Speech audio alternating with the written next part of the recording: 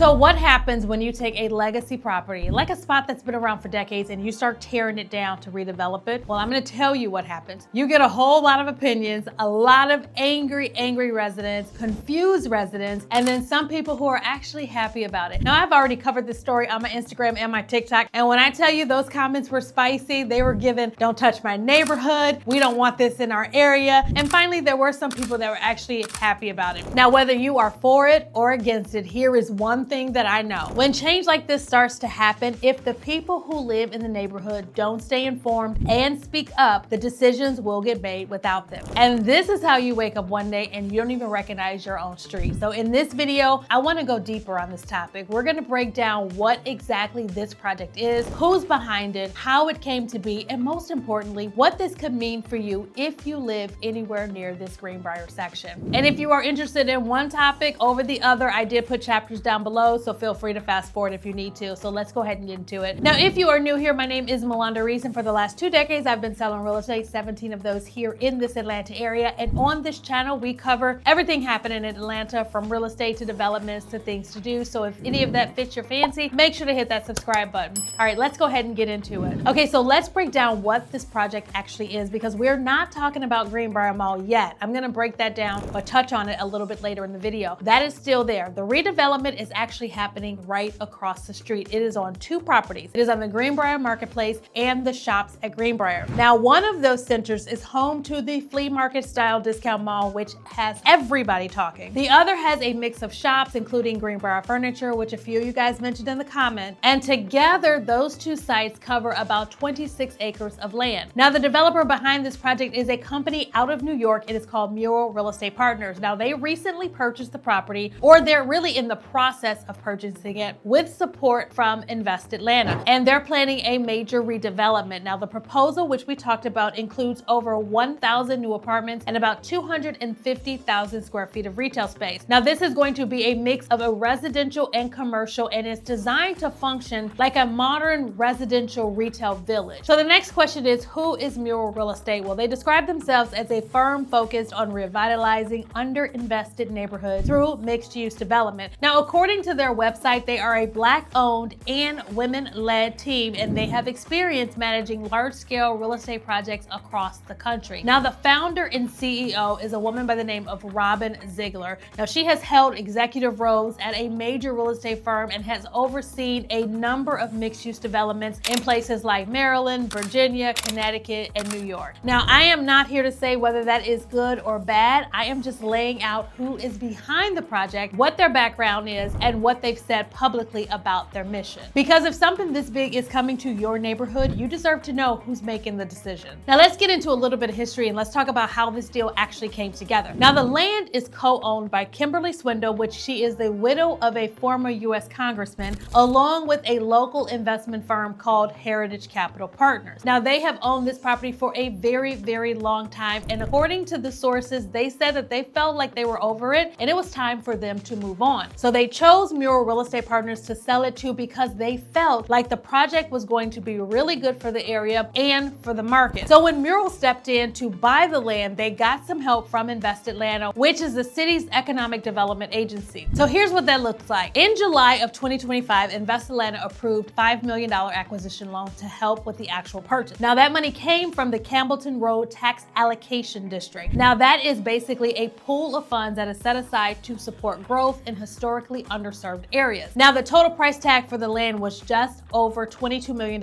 And once you factor in some of the soft costs of the pre-development work, the upfront investment hit around $31 million. Now, earlier this year, back in January of 2025, Mural also secured a $500 million bond incentive package from Fulton County. Now, that incentive is expected to save them over $23 million in property taxes over time. Now, that bond was originally approved under the code name Project Nexus before anyone publicly confirmed that it was tied to the Greenbriar site. So between Invest Atlanta's support and the Fulton County tax incentive, this deal had a very strong backing from the very start. And look, none of this is unusual when it comes to big redevelopment projects, but this is also why it is so important to pay attention, because if you notice, this started months and months and months ago. In addition, these kind of incentives are designed to bring developers into the underinvested areas, but they do come with long-term consequences, whether they are good or bad. So here's what we know really briefly about what is planned. The project is expected to roll out in either 2027 or 2028, and it's going to wrap up by 2030. Once it's built, it's going to include, like I mentioned, 1,000 new apartments. About 15% of those units are going to be income restricted for households earning 80% of the area median income. So what does that really mean? So when you say 15%, that is based on the average for the Atlanta metro area, which is a little over $80,000. So that would translate to no one earning more than $66,000 a year for a family of 4. Now the rest of the units, so the majority of the units, will be market rate. And I'm not even going to get into what market rate means right now because we don't honestly know what market rate is going to look like in 2028 or 2030 when this project is actually complete. Now they are also planning about 250,000 square feet of retail, with about 20% of that space reserved at a discount for local and independent businesses. Now altogether, this project is about $594 million.